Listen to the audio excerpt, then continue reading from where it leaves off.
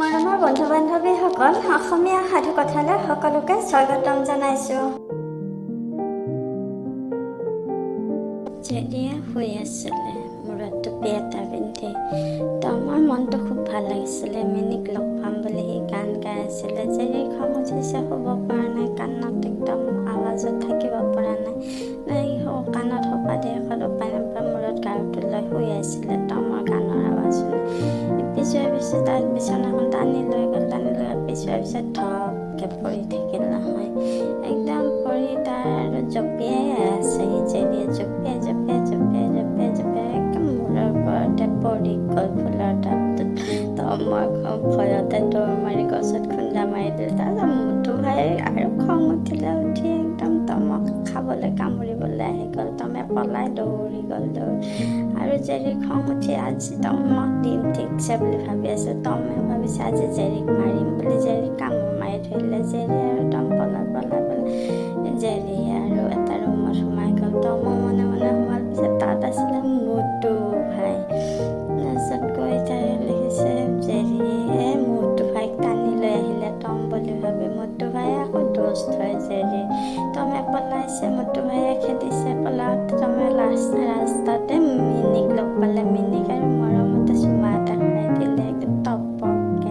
তাৰ মনটো ভাল লাগি গ'ল। মোটো ভাইয়ে পিছে খেদি গৈ মিনিৰ আগত থিয় আছে। তমে জনাই নাই মিনি বুলি ভাবি মোটো ভাইকে সাৱটি ধৰিলে। আকৌ ৰাস্তাত লগ পালে গলুক দেখি তমৰ অলপমান মনটো ভাল লাগিছে আৰু তাৰ লগত ফূৰ্তি কৰিছে। ফূৰ্তি কৰি ইফালে লুকা চুপি খেলি আছে আৰু পিছফালে জেৰিয়ে লুকাই আছে আৰু গলুৱে বচাই আছে জেৰিক।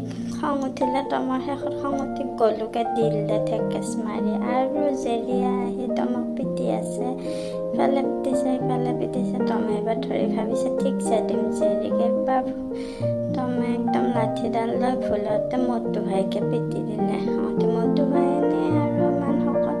তাৰপিছত জেৰি আহিছে, আহি কৈছে মেগীৰ প্লেটৰ পৰা মেগী এটা লৈছে। লৈ কেনে গলুৰ ভায়েকক খুৱাই দিছে। গলুক তাৰ ভায়েকক ওপৰলৈ দাঙি লৈ গ'ল জেৰিয়ে। মেগীডালেৰে দাঙি লৈ আহি তাক থিয় কৰাই দিলে আৰু গলুৰ ভায়েকে মেগীডাল খাই দিলে।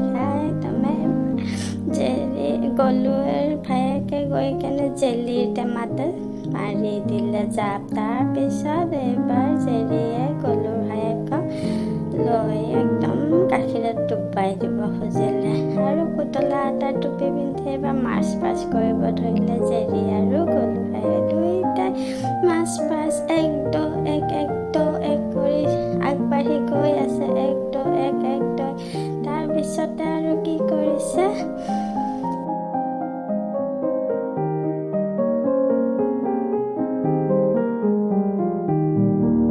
দুইটাই মাছ পাছ কৰি এক গৈ লালিপপ খাই থাকিলে। তাৰপিছত শুই আছিলে। চিৰু আহি ওচৰতে শুই তমৰ গাৰ পৰা কাপোৰখন লৈ গ'ল। তমে মোৰ গাৰ কাপোৰখন ক'ত গ'ল? তাৰপিছত দেখিছে যে চিৰুৱে তাৰ কাপোৰখন লৈ শুই আছে। খং উঠিছে চিৰুকে কি কৰিছে? চিৰুৱে দিলে মুখখন চেলেকি। তমৰ মুখ চেলেকি একেবাৰে চিৰুক নি কিনে খঙতে দিলে খিৰিকিৰে পেলাই। এইবাৰ জেৰিক কৈ দিলে চিৰুৱে। জেৰিয়ে আহি তাৰ মুখতে একে হৰলিক্স এসোপা ঢালি দিলে। শুই আছিলে তমৰ মুখখন ফুলি গ'ল আৰু সেই হৰলিক্সখিনিকে চিৰুৱে চেলেকি খাই দিলে। একেবাৰে তমক যে ইমান অশান্তি দি থাকে জেৰিয়ে। কিমান অশান্তি সহ্য কৰিব? তমৰ ইমানেই খং উঠি থকা হৈছে নহয়, কি কৰিব ভাবিয়ে নাপায়। জেৰিক লৈ একদম মাথাটো নষ্ট হৈ গৈছে।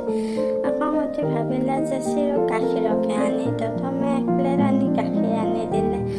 চিৰুৱে খাবহে লৈছিলে। তাৰপিছত এগালমান কুকুৰ আহিলে নহয়। চিৰুৱে মাতিলে, গোটেই কুকুৰবোৰে গোটেই গাখীৰখিনি খাই দিলে। তমৰ আৰু ভাবিছে মিল্কবন এডাল পাইছোঁ, এডালকে খাওঁ। সেই মিল্কবনডাল আছিলে গলুৱে দিলে নহয় মোটো ভাই। খং উঠিলে মোটো ভাইয়ে দিছে ঠিকছে পিটি। তমে